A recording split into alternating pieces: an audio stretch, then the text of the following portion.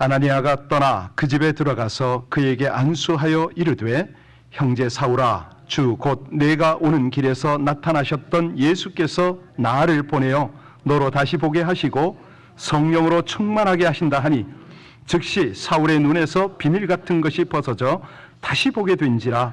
일어나 세례를 받고 음식을 먹음에 강건하여 지니라. 사울이 다메섹에 있는 제자들과 함께 며칠 있을새 즉시로 각 회당에서 예수가 하나님의 아들이심을 전파하니, 듣는 사람이 다 놀라 말하되, 이 사람이 예루살렘에서 이 이름을 부르는 사람을 멸하려던 자가 아니냐. 여기 온 것도 그들을 결박하여 대제사장들에게 끌어가고자 함이 아니냐 하더라. 사울은 힘을 얻어 예수를 그리스도라 증언하여 다메섹에 사는 유대인들을 당혹하게 하니라. 아멘. 여러분, 볼 때 다 볼 수 있을까요? 참 보는 거 잘 봐야 되는데 오늘 이렇게 출발을 하겠습니다. 우리말 가운데 본다 이런 말을 많이 사용하지 않습니까? 오늘 여러분 이 자리에 딱 오셔서 처음으로 무엇을 보셨나요?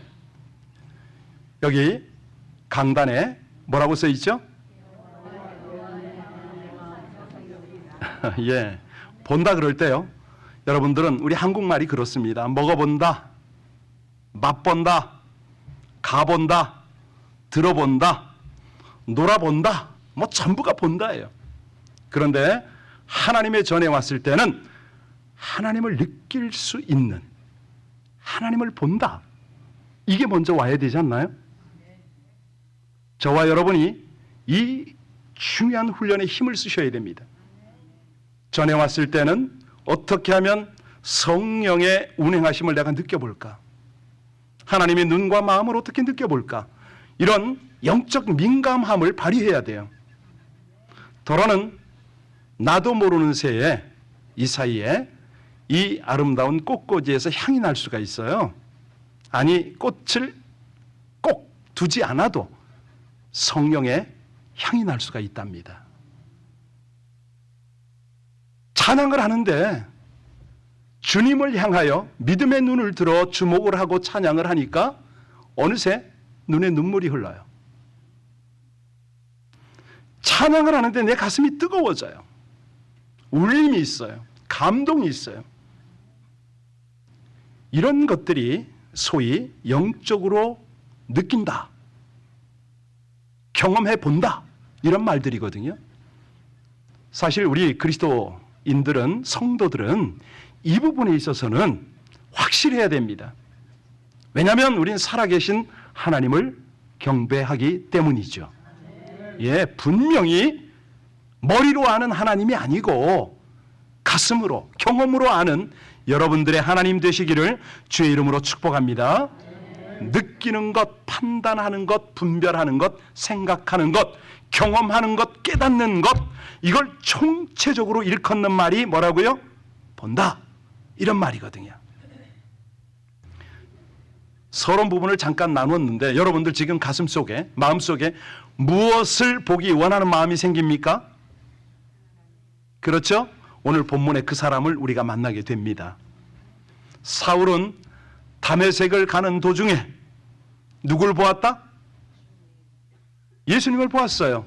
때는 정오입니다. 그런데 정오의 팔레스타인의 햇빛이 어느 정도예요? 구름이 없었어요.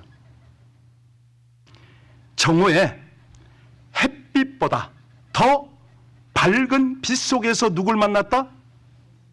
결과는요? 눈이? 여러분, 이게 하나님이세요. 이게 성경이에요. 우리가 본다고 해서 다 보는 거 아니거든요. 지금도 이 캘리포니아 날씨에서도 정오의 빛보다 더 강한 주님의 빛이 있는 줄로 믿습니다. 예. 사울이요, 그 빛 때문에 눈이 멀었잖아요. 앞을 보지 못했어요. 그때 누가 와서 안수를 했다? 하나님의 사람 아나니아가 오늘 본문에 나오죠. 그랬더니 그 눈에서 뭐가 벗겨졌다? 비늘 같은 것이 벗겨졌다. 그랬더니 신기하게도 뭘 보더라? 새롭게 보더라. 요거예요, 포인트가. 이게 이제 오늘 우리가 도전받고 은혜 받고 기도해야 될 내용입니다. 자, 오늘 18절 다시 한번 볼까요? 18절 말씀 같이 읽습니다. 즉시 사울의 눈에서 비늘 같은 것이 벗겨져 다시 보게 된지라. 여기서 다시 보았다, 이 말은 뭐냐면 새 사람으로 변화되었다, 사울이 바울로 변화되었다, 이 말입니다. 다시 말씀드립니다. 인생관이 바뀌었다, 이 말이죠. 가치관이 변화되었다, 세계관이 달라졌다, 모든 게 새롭게 보였다. 그렇다면 우리는 여기서 뭘 새롭게 보는가, 이거를 봐야 돼요. 자, 예수를 보는데 사울이 이제 예수를 다시 보게 됐다, 이 말 아닙니까? 그 말이거든요. 예수에 대한 생각이 바뀌었어요. 전에 사울이 알던 예수는 누굽니까? 목수 요셉의 아들이에요. 청년 목수 예수예요. 그렇게 알았는데 아니 조금 한 걸음 나가서 참남한 유대교의 이단, 괴수 뭐 이런 정도로 예수를 알았던 거죠. 그런데 지금 이 정오의 태양빛 속에서 만난 예수 때문에 뭐가 바뀌었어요? 예수에 대한 생각이 완전히 바뀌었습니다. 그래서 사도행전 9장 5절에 보면 주여 당신이 누굽니까? 오늘 20절에 보면요 어떻게 바뀌어요? 20절 한번 보시기 바랍니다. 같이 읽습니다. 즉시로 각 회당에서 예수가 하나님의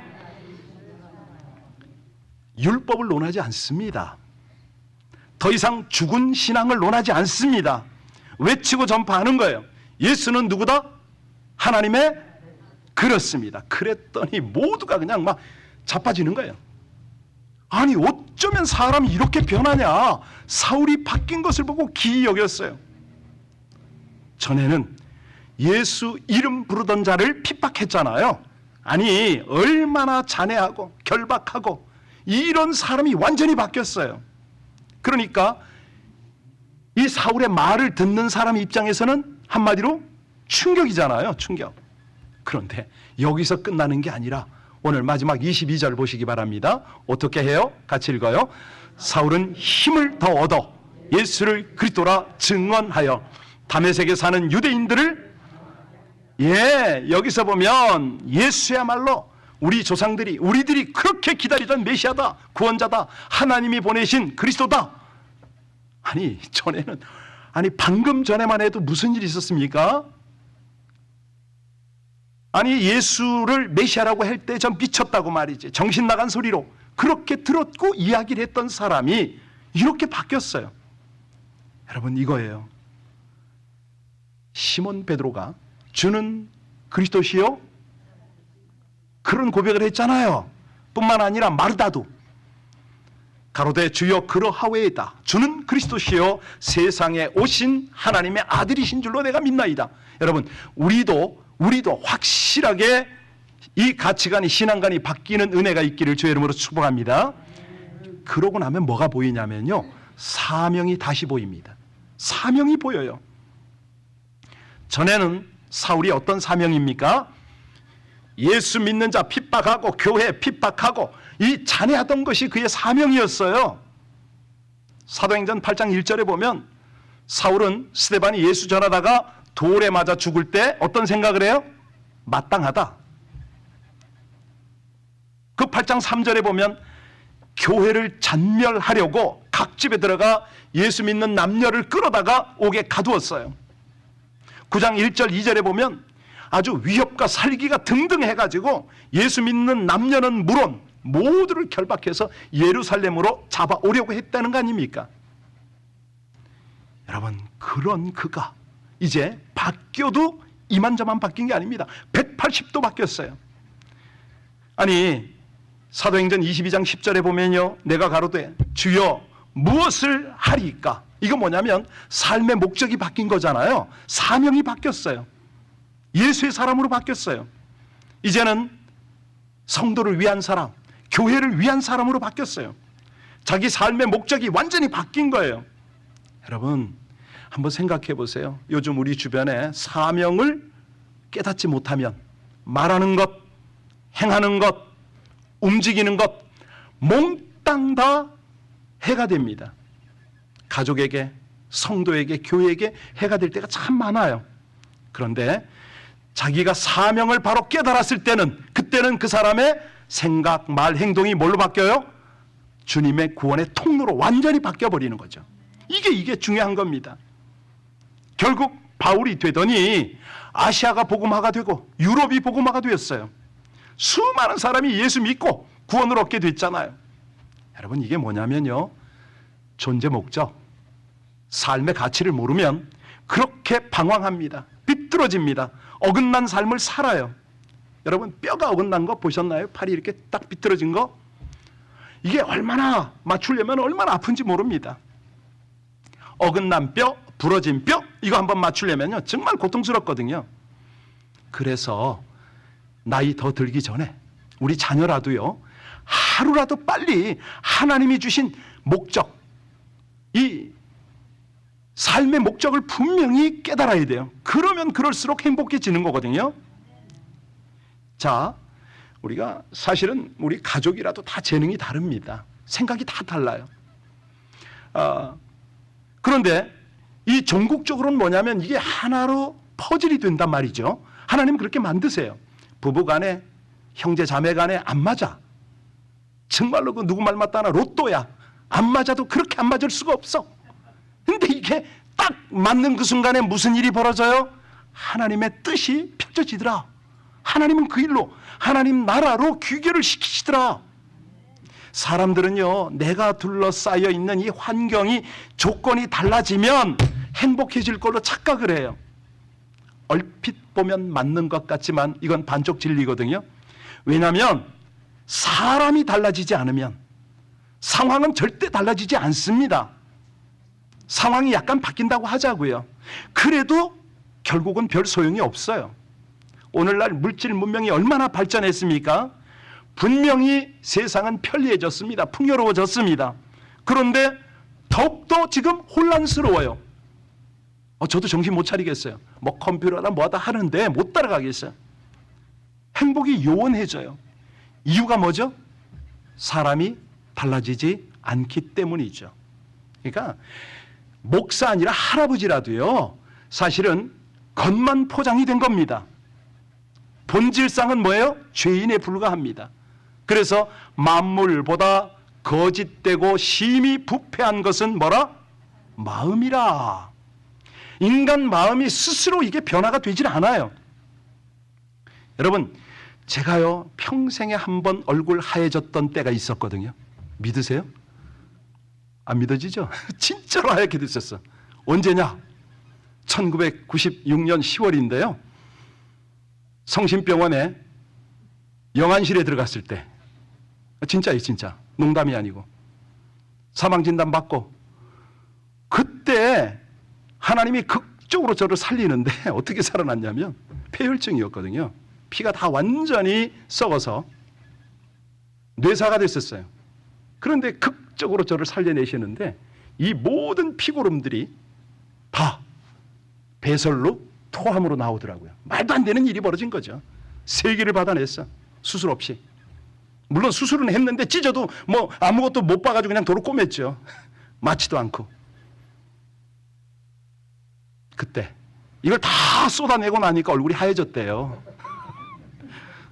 그런데 이 까만 얼굴 어떻게 바꿉니까? 바꿀 수가 없잖아. 표범이 그 얼룩을 바꿀 수 있다 없다? 없다. 마찬가지로 인간은 변화될 수 있다 없다? 없다. 안 돼요. 아무리 탓해봐 그게 되나? 스스로 결심하고 노력한다고 되더라? 아니요. 작심삼일이야, 3일. 그러니까 하도 변화가 안 되니까 나 스스로가 미워지고 실망이 되잖아요. 물론 교육을 통해서, 상담을 통해서 조금 나아질 수는 있어요. 그런데 근본적 변화는 아니다. 마치 도배하는 것과 같다. 겉만 약간 달라져요. 교양 있는 척, 세련된 척 이러고 있어. 이 죄의 본성은요, 교육이나 지식으로 변화되지가 않더라. 여러분 그렇잖아요. 지금 고학력 시대 아닙니까? 솔직히 요즘에 고등학교 졸업생 찾아보기가 힘들어요. 다 대학 나왔어. 그런데 범죄는 어때요? 갈수록 지능적이야. 문명 지수가 높을수록 범죄 지수도 높아요. 많은 이 배운 사람들이 더 큰 죄를 저질러. 그래서 이제 법이, 공권력이 강해져요. 억제가 되나요? 일시적으로 잠깐은 되는 것 같은데, 물론 사회 정의를 위해서 필수예요. 그런데 인간 자체는 변화시킬 수 없다. 아니, 예를 들어서 감옥에 가둬 봅시다. 변화됩니까? 어쩌다가 좋은 모습으로 나오는 사람이 드물게는 있어요. 그런데 대부분 거기서 뭘 배워요? 더 큰 걸 배워. 얼마든지 있어요. 그래서 성경은 말세의 징조 중에 대표적인 것을 뭐를 꼽냐면 인간성 타락을 꼽아요.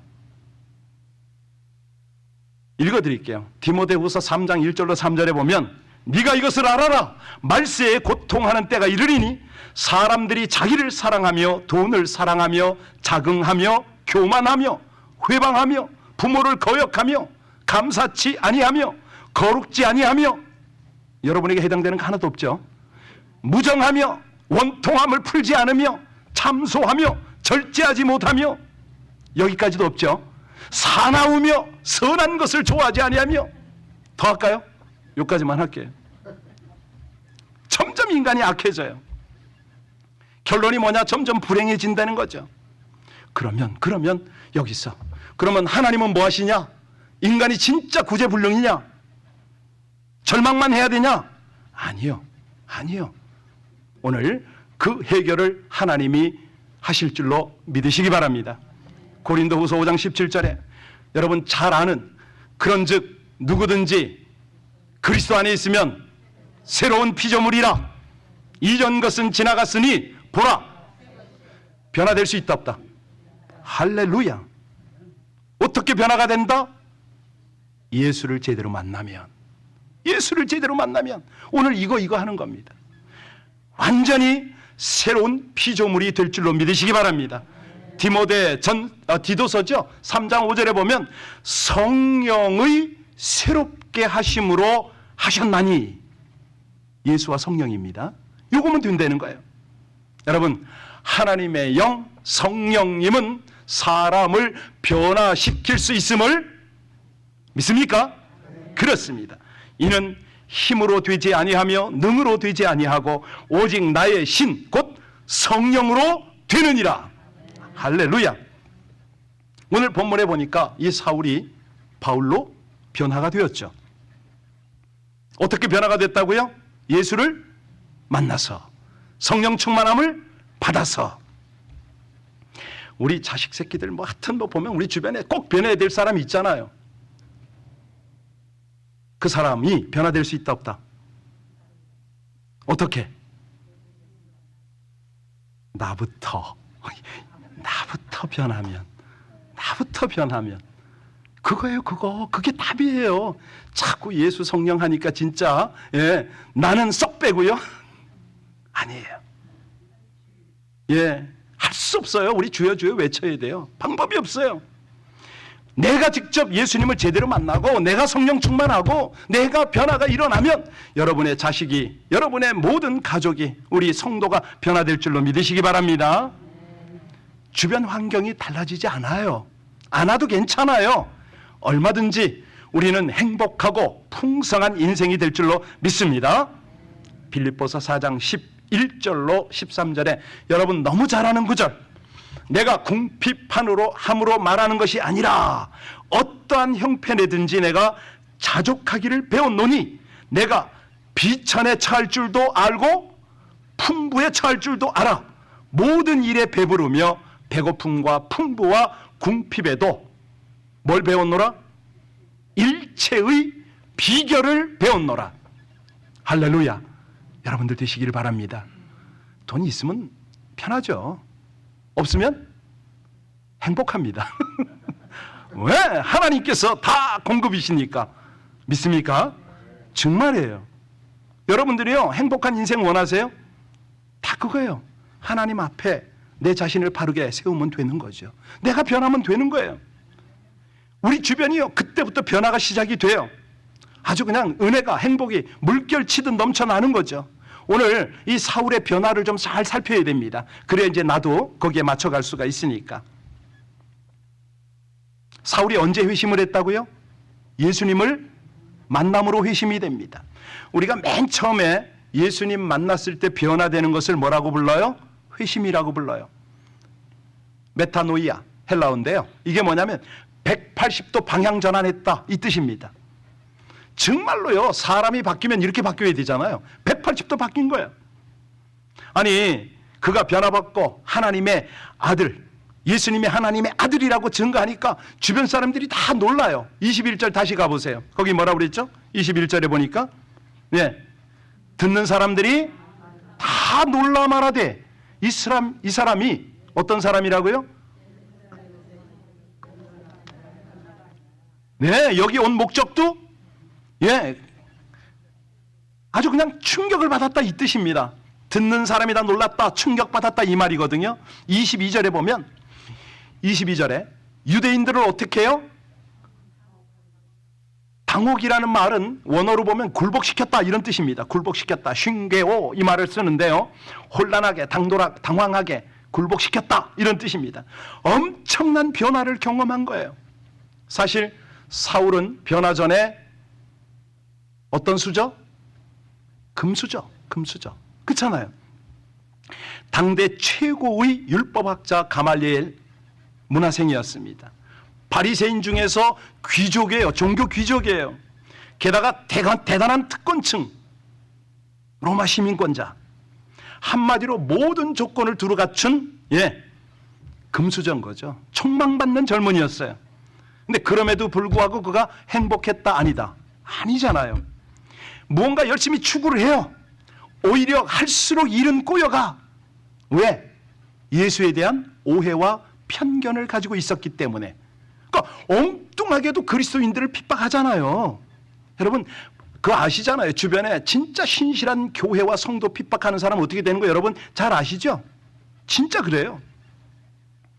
예루살렘에 가서 대제사장에게 체포영장 발부받아서 멀리 다메섹까지 가서 그리스도인들을 체포, 투옥, 죽이려고 했어요. 아니 이전에 스데반 사건과도 연루가 돼 있잖아요. 결과가 뭐예요? 본인도 불행하고 세상을 어지럽히고 우리 하나님의 나라를, 하나님의 뜻을 거스리는 독소 같은 존재였어요. 그런 그가 다메섹에서 예수를 만났습니다. 찬란한 빛 가운데 우리 예수님이 말씀하시잖아요. 사울아 사울아 네가 왜 나를 내가 언제 핍박했냐고 사울이 대답했잖아요. 어떻게 된 거죠? 하나님의 성도를, 하나님의 교회를 핍박하는 것이 곧 그렇지요. 여기서 완전히 그냥 무너졌어요. 충격도 이런 충격이 없는 거야. 자기는 내 딴에 사명 감당한답시고 열정적으로 헌신한답시고 우리 주님을 그렇게 핍박했던 거 아닙니까? 여기서 회심을 하니까 딱 돌아서니까 그 예수님의 실존 앞에 완전히 꼬꾸라지니까 회심 이후에 바울은요, 이 사울이 바울이 됐죠. 이제는 핍박자가 핍박을 받아요. 받으러 다녀 그냥 아예. 언제까지? 순교할 때까지. 그러고 다녔어요. AD 67년에 네로 황제 때 그가 참수형을 받았거든요. 자, 오늘 끝절 23절을 보면요, 사울이 복음을 증거하기 시작하니까 예수를 믿지 않는 유대인들이 이 사울을 어떻게 해요? 핍박을 시작합니다. 그러면서 모진 고난을 감수하면서 새 이름을 가지죠. 바울이라는 새 이름을 가지고 세계 도처로 다니며 복음을 전하더라. 결국 로마를 변화시켰고 유럽의 역사와 세계 역사의 중심에 선 거죠. 그 더 놀라운 것은 뭐냐면 이 엄청난 핍박 고난 가운데요, 항상 그는 어떻게 살았다? 기뻐하며 살았다는 거예요. 힘들면 힘들수록 기뻐했던 거예요. 자, 굉장히 이거 중요한 도전입니다. 여러분들 힘드세요? 이 금요 예배 오기에 사실 육신적으로 좀 피곤했어요? 기뻐할 수 있다니까. 오늘 여기 기뻐할 수 있다니까. 왜냐하면 영혼과 인생관과 인격이 지금 변화가 되는 거예요. 잘 들으세요. 1차적으로는 그가 변화된 게 부활하신 예수님을 직접적으로 만난 게 전환점이 된 거죠. 그런데 그를 구체적으로 변화시킨 사건이 있었어요. 오늘 본문에 보니까 누구예요? 아나니아가 주님께서 제자 아나니아를 보내서 말씀을, 복음을 예수가 누군지 전하게 하고 그가 안수 기도를 하게 할 때에 그때 무슨 일이 벌어지더라? 성령 충만함이 벌어진 거예요. 그러면서 눈에 비늘이 떨어진 거죠. 여러분, 아나니아가 어디 살았죠? 다메섹에 거기 살았어요. 그런 그가 기도 중에, 환상 중에 우리 주님을 만났잖아요. 주님 말씀하십니다. 아나니아야, 지금 사울이 말이야 어느 집에 유하고 있는데 예수를 만난 충격 때문에 식음을 전폐하고 눈이 먼 채로 기도 중이다. 네가 가서 전도하고 안수해라. 아나니아가 어떻게 반응했어요? 황당한 거예요. 아니, 주님 이럴 수가 있습니까? 악명 높은 핍박자에게 저를 가라니요. 주님께 이의를 제기했어요. 그게 13절 14절에 나오죠. 그런데 우리 주님은 양보하지 않으십니다. 가라. 명령하셨어요. 아나니아는 순종했고요. 자, 그리고 아나니아는 사울을 만나서 예수님 전하고 안수 기도했다. 그럴 때 뭐가 생겼다고요? 눈에 비닐 벗겨진 건 2차적인 겁니다. 먼저 성령 충만이, 그게 순서예요. 그렇게 돼요. 여러분, 사람이 다른 걸로 변화되는 거 아닙니다. 하나님의 말씀으로 변화되는 줄로 믿습니다. 그런데요, 말씀 자체보다 그 말씀과 더불어 역사하시는 성령의 역사인 줄로 믿으시기 바랍니다. 예. 자, 그러면 구체적으로 이 사울이 변화가 일어나는데 순서가, 구체적인 그 과정이 어떻게 되느냐? 첫 번째, 여러분 잊어버리시면 안 돼요. 먼저 영혼이 변화가 됩니다. 뭐가 변화된다고요? 예. 사울의 눈에서 비닐이 벗겨진 것은 뭐가 열렸다? 할렐루야. 이게 통하는군요. 그 정도 돼야 돼요. 여러분이 딱 그런 대답을 해야 돼요. 그러니까 본다고 다 보는 게 아니에요. 이제는 육적으로 보는 게 아니라 비닐이 딱 떨어지니까 뭘로 본다? 그렇지요. 영안이 열렸다 이 말입니다. 영안이 열린 거예요. 영혼이 눈을 여니까 사울은 더 이상 사울이 아니에요. 왜냐하면 그가 보는 거는 모든 것을 하나님의 마음으로 봐요. 하나님의 눈으로 봐요. 다 달라지는 거예요 지금. 와, 예수님이 하나님의 아들인 게 보여요. 그리고 그 아들과 함께 뭐가 보여요? 천국이 보이는 거예요. 영안이 열리니까 이게 확실하게 들어오는 거죠. 실감 안 나죠? 왜냐하면 내가 이런 고민을 안 해봤으니까. 요한복음에 보면 니고데모라고 할 뻔했네. 니고데모, 이스라엘의 박사 아닙니까? 모든 것 갖춘 사람이에요. 그런데 그가 영안이 박사 아니라 박박사면 뭐합니까? 영안이 깜깜하잖아요. 말씀을 도무지 이해를 못해. 밤중에 누굴 찾아오죠? 예, 왜요? 체면 때문에. 아, 이 궁금해서 못 참겠는데 밤중에라도 찾아온 거예요. 그런데 실제는 왜 찾아왔다?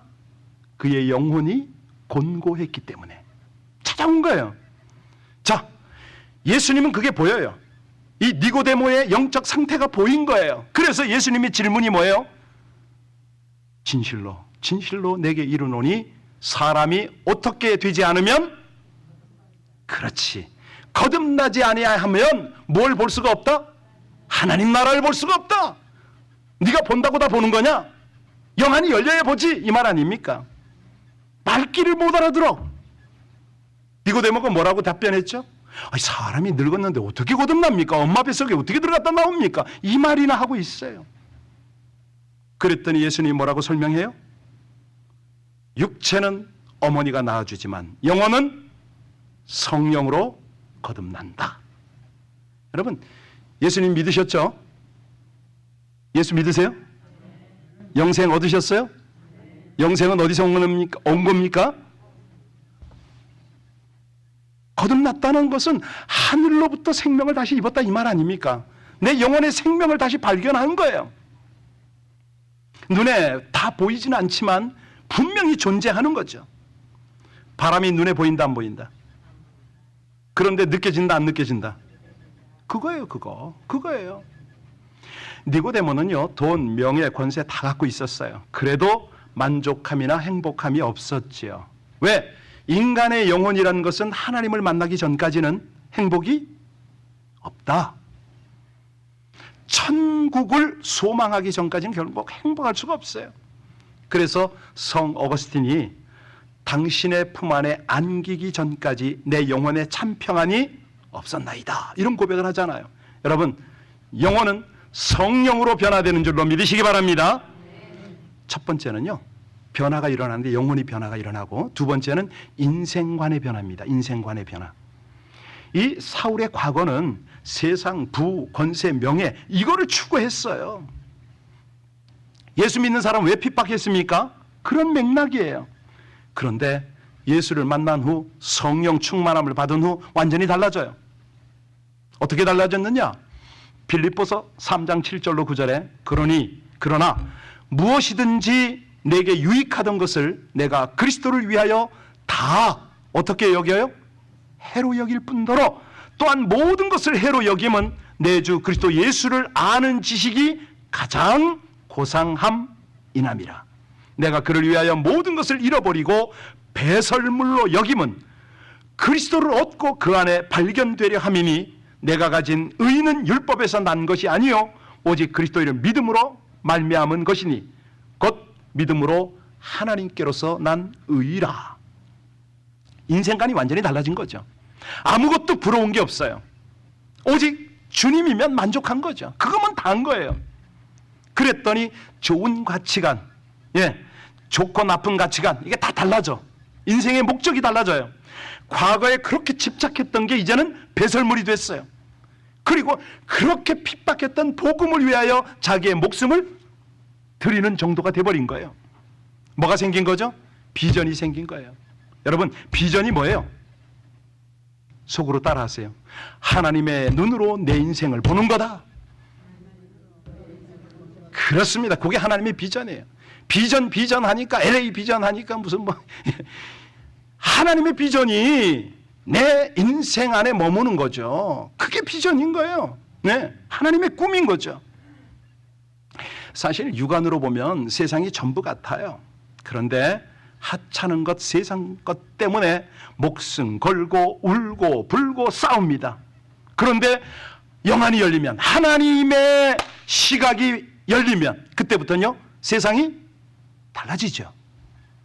여러분, 어린 시절에 소꿉장난하면서 많이 싸우셨죠?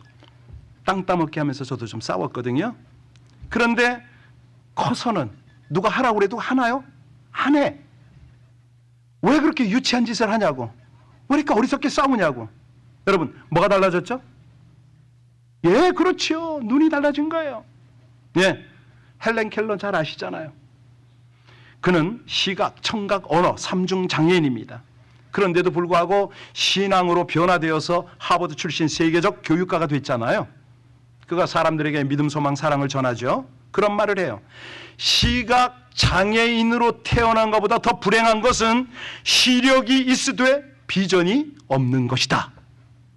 하나님이 나에게 어떤 꿈을, 하나님의 어떤 비전을 가지고 계신지 내가 몰라. 이것만큼 어리석고 불행한 게 어디 있어요? 되는 대로 사는 거예요. 날마다 좀 눈에 보이고 무슨 체면 치레하고 돈 몇 푼에 그냥 인생 걸고 그렇게 사는 거예요. 여러분, 성령 안에서 변화된 사람은 세상의 먹고 마시고 입는 것에 목숨 걸지 않음을 믿습니다. 어디에 목숨 건다고요? 사명에, 비전에 목숨을 거는 겁니다. 사랑하는 거, 복음 전하는 거, 교회 섬기는 거, 이게 여기에 수고하고 땀을 흘려요. 여러분, 그때 신실하신 하나님은 모든 것을 더불어 채워주는 줄로, 말로만? 말로만 그래요. 말로만 믿습니다 해놓고서 말이죠, 한 몇 푼 때문에 그냥 정말 불쌍해요. 세 번째, 인격의 변화입니다. 아주 중요한 변화인데, 이게 지금 우리가 그렇게 사모하던가요? 저 인간 언제 변해? 변합니다. 인격 변합니다. 이 사울이요, 얼마나 살기등등한 흉악범이었습니까? 그런데 그가 어떻게 달라졌어요? 순한 양이 되었어요. 누구 앞에서? 아나니아 앞에서. 객관적으로 보면 지위가 비교된다 안 된다? 사울은 어디 시민권자? 로마 시민권자, 종교 귀족이에요. 아나니아는 평민이에요. 핍박받는 사람이에요. 그런데 사울이 아나니아 앞에 어떤 자세를 취했다? 엎드려요. 왜? 안수받으려고. 기가 막히잖아요. 17절 한번 보실래요? 끄덕끄덕 할 게 아니라 17절 우리 같이 한번 읽겠습니다. 아나니아가 떠나 그 집에 들어가서 그에게 안수하여 이르되 형제 사울아, 주 곧 네가 오는 길에서 나타나셨던 예수께서 나를 보내어 너로 다시 보게 하시고 성령으로 충만하게 하신다 하니, 와, 이때 그 평민 앞에, 핍박하던 그 사람 앞에 엎드려서 안수기도를 받고 나서 세월이 갈수록 바울은 온유하고 겸손하게 되었다. 여러분, 이름 바뀐 것만 봐도 알잖아요. 사울은 어떤 사람? 큰 자. 바울은 작은 사람. 이름까지 바꿨어요. 예. 하나님의 은혜를 체험하고 뭐 스스로 계명한 건지 누가 붙여준 건지는 모르지만 큰 자가 작은 자가 된 거예요. 이렇게 변화가 되는 겁니다. 요즘에 하나님께서 은혜를 참 많이 주세요. 교회 가운데 이제 연로하신 우리 장로님들 계셔서 오늘도 발렌시아를 다녀왔습니다. 갔는데 우리 장로님 기적의 사람입니다. 파킨슨 병으로. 오래 못 가시거든요. 보통 30년 가셨습니다. 몸이 많이 굳으셨어요. 요 계신데 목이 많이 아프시겠더라고요. 같이 찬양을 했습니다. 기도를 했습니다. 얼마나 기뻐하시는지. 우리가 거의 1시간 머물렀는데 더 있다 가라고. 예, 그렇습니다. 그 장로님의요, 그 과거를 제가 좀 알거든요. 완전히 변하신 분이시죠. 지금도 몸은 그렇게 부자연스럽고 이게 이제 중심을 못 잡으시니까 윌체어에 앉아도 이렇게 몸이 튕겨져 나간다고 그러죠. 묶어야 움직일 수가 있습니다. 그런 상태에서 교회 예배 오기를 그렇게 꿈꾸세요. 예배 드리는 게 생명처럼 여겨지는 거죠. 어제는 저 동부에서 어떤 자매가 왔어요. 함께 이렇게 가볍게 앉아서 담소를 하고 나누는데 갑자기 오는 거예요. 뭐가 오냐면 여기서부터 이렇게 쭉 오는 거예요. 이까지 쭉 오더라고. 너무 아파요. 자매 많이 아프군요. 힘들군요. 늘 쳐다봐. 예, 하나님이 느끼게 하시거든요. 같이 이렇게 공감하게 하셔요. 가끔 이 금요 예배 때 그런 걸 더 많이 느낍니다. 허리가 막 끊어질 듯 아프기도 하고 뭐 괜히 막 그럴 때가 있어요. 속으로 갈등을 합니다. 아유, 내가 이런 말을 해서 그냥 말씀만 전하고 기도만 하면 본전인데 이거 또 오버했다고 소리 들지는 않을까? 또 이거 잘못 짚어서 내 창피당하는 건 없는가? 별 생각 다 해요. 그러면서도 성령님이 주신 감동이면 나 순종해야 되는데 이러고 함께 가요. 어제 가족들을 다 나가라고 그랬죠. 자매 혼자 딱 붙들고 기도를 좀 했죠. 자매 같이 좀 기도 좀 하자고. 따라했을까요? 안 따라해. 안 하더라고. 몇 번 시도를 하다가 그냥 혼자 기도하고 말았어요. 안수기도 해주고 말았죠. 여러분, 쉽지가 않습니다.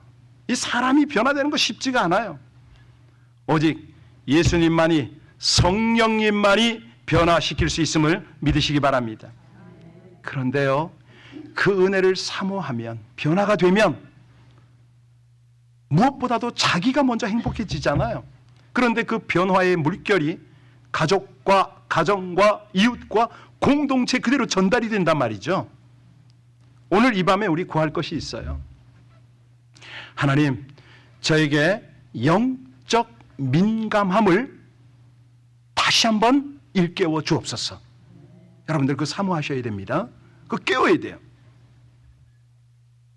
그래야 내 자신도 변화가 되고 우리 주변이 변화가 되거든요. 자꾸 남을 변화시키려고 하지 마세요. 사람은 변화되는 게 아니에요. 하나님만이 하실 수가 있어요. 성령님만이 하실 수가 있어요. 그런데 그 중심에 누가 있다? 내가 있다는 거예요. 내가.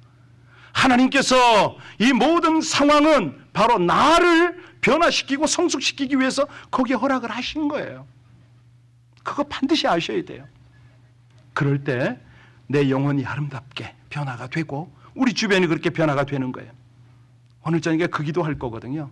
하나님, 제가 깨어나게 하여 주옵소서. 이 말세지 말이 가까웠는데 기도로 깨어나게 하시고 말씀으로 깨어나게 하시고 성령으로 깨어나게 하여 주옵소서. 그러면 영안이 열리잖아요. 하나님, 제 영안이 열리기를 원합니다. 하나님의 눈과 마음이 되기를 원합니다. 정말 예배의 자리에 올 때마다 하나님을 의식할 수 있도록 집중하고 온갖 잡다한 생각을 다 제하며 오직 하나님 한 분만을 앙망해서 주를 경외함으로 하나님이 주시는 하나님의 비전이 보여지는 그 은혜가 있게 하여 주옵소서. 그러면요, 사명은 저절로 열려. 사명이 저절로 알아져. 그렇구나. 어제 얘기했어요. 청년이여 잘 들어라. 그대를 오늘까지 살리시고 교육시키고 많은 과정을 통해서 훈련시키신 그 하나님이 그대를 왜 안 쓰시겠는가? 사명이 열려요. 사명이 열리면 그게 다 보여요. 아하, 이 경험은 여기에 쓰실 거구나. 이러이러한 과정은 이렇게 쓰시려고 하셨구나. 이게 보여요. 보여. 갈등이 없는 거죠. 사명을 향하여 곧장 가는 거죠. 그때 인생관이 변화가 된다니까요. 내가 사는 목적을 알아요. 어디를 가야 할지를 알아요. 그러면서 점점 성화가 되는 거죠. 인격이 변화가 되는 거예요. 인격이 변화가 되고 겸손하고 성실할 수가 있는 거죠. 이때 역사가 일어납니다. 많은 사람들이 그 사람을 보고 하나님을 발견했다고 그러고, 와, 그 사람을 통해서 하나님이 역사하신다고 그러고 막 난리가 나는 거예요. 물론 그렇지 않아도 하나님은 역사하시지만 순간입니다. 짧은 사이예요. 그런데 정말 이 사울이 바울로 변화되는 이 과정을 우리가 제대로 깨닫고 그 도전을 받아서 기도할 때에 여러분의 앞날은 하나님의 영광으로 가득할 줄로 믿습니다. 우리 자신과 주변에 진정한 변화가 일어나고 행복이 꽃이 피어날 줄로 믿습니다. 이 시간에 우리 찬송 뜨겁게 하고요, 기도하겠습니다. 284장에 보면 여러분들 찬양하던 오랫동안 모든 죄 가운데 빠져 이 찬양 뜨겁게 할 텐데 박수 칠 준비하시기 바랍니다.